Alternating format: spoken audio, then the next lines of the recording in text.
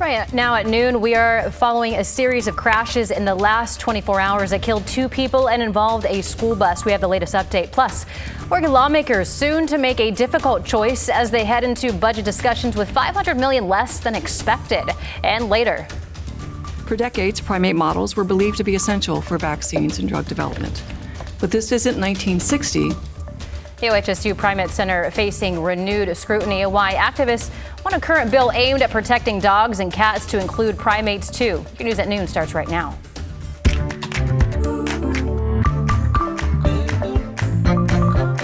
Thanks for joining us this afternoon. I'm China Green. We start this afternoon with an arrest made in a homicide last week in Gresham.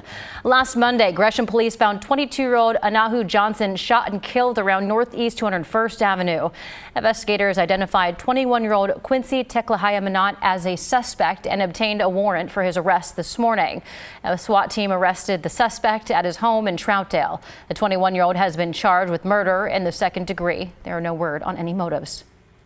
And we're learning more about a shooting in southeast Portland that happened late last night at Southeast 174th and Palo. Officers say that an argument broke out between a man and a woman. The man had a gun and the woman a knife. They both appeared to be threatening the other, and the man shot the woman with his gun. She was taken to the hospital with non-life-threatening injuries. We're following a series of crashes in our area. Gresham police are investigating a fatal crash late last night on Powell Boulevard in Gresham. It is the second fatal crash in Powell in the span of 12 hours. Police say they responded to the crash involving one car at about 11 o'clock last night. There was one person inside the car who died from the crash. Police haven't released the name and say excessive speed was a factor. Several miles down the road from that crash, 12 hours earlier, another crash took the life of a motorcyclist.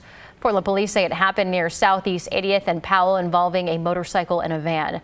The motorcyclist was taken to the hospital with serious injuries and later died. Police say the driver of the van is cooperating with the investigation. And new at noon, deputies in Cornelius responded to a crash involving a school bus after deputies say another car ran a red light. This happened around 8 o'clock this morning at a North Adair and 10th Avenue. A total of 5 adults were injured in the crash, including 3 in the bus and 2 in the car. No students were on the bus at the time. Traffic there was briefly down this morning, but back open now. All right, we are headed out to Rod Hill on the weather deck, and look at that sun on your head, sir. The sun feels nice, let me tell you. Good afternoon to you. Yeah, up here on the KGW weather deck, brought to you by Rick's Custom Fencing and Decking. I was up here this morning and it was a chilly northwest wind.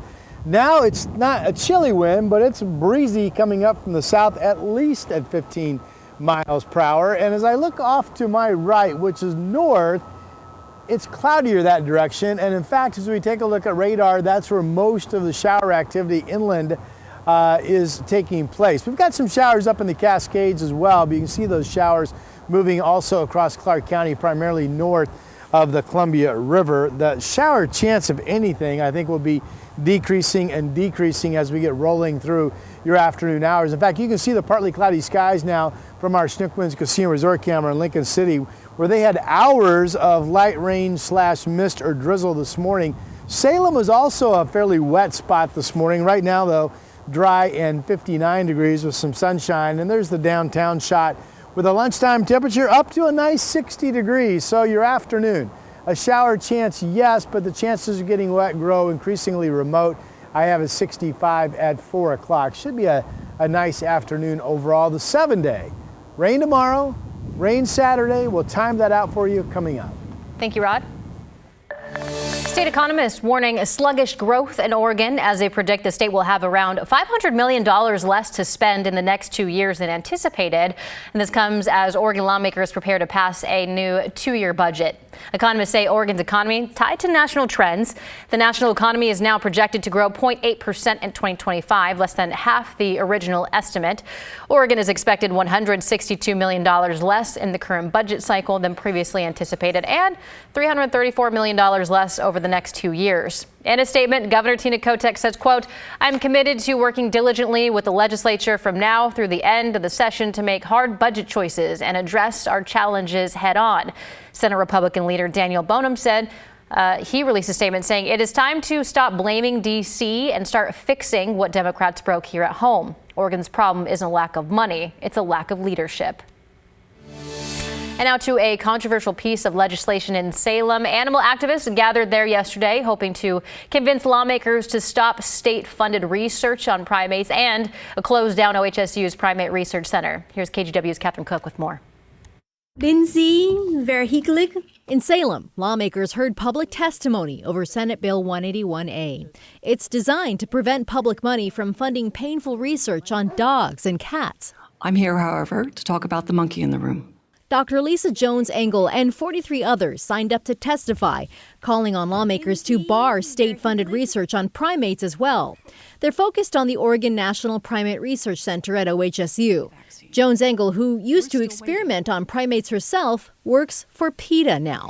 For decades, primate models were believed to be essential for vaccines and drug development. But this isn't 1960 when the Oregon Primate Center was conceived. We need to stop testing on monkeys. Representative David Gomberg of Lincoln City is chief backer of SB 181A. He supports activists' efforts to augment the bill to include primates and even offered to write an amendment himself. I believe that the Primate Research Center and its ongoing problems are a liability. Critics accuse the Primate Research Center of mistreating the animals and causing accidents that harm them. OHSU argues their research saves human lives and can't be replaced. In recent statements, they said most of the animals live in outdoor family groups, receive excellent care, and also pain relief medication for painful procedures. These animals are excited when they see me. I'm happy to see them. Nathaniel Gard has worked at the Primate Center for 17 years. He's proud of the work he and his coworkers are doing. These animals deserve the absolute best care that they can be given, and I feel like if there's any animal on this planet that deserves the love and compassion I have for animals, it is these animals at the Primate Center. And that's what I give, and that's what I see my coworkers doing as well. Gomberg and others remain firm. And we're saying we don't want to do this here in Oregon, not with public dollars. Catherine Cook, KGW News. Now, we reached out to OHSU about this story, but we haven't heard back. The Senate bill Catherine just reported on has already passed in the state Senate and is currently working its way through the House. It's scheduled for a work session next Tuesday. Portland Fire and Rescue warning people to be on the lookout for fake letters in the mail that accuse people of illegal burning and threatening them with fines. So Portland Fire says there's a few ways to tell that. First off, they say the ordinance cited the letters addresses tree removal, not burning. Also, the fire department says the signature at the bottom of the letter doesn't match the signature of its interim fire chief. And perhaps the biggest tell, the letters provide a 800 number, even though Portland Fire doesn't have one of those, but that's not it. It turns out that the 800 number is actually for an adult content phone line, so don't call it.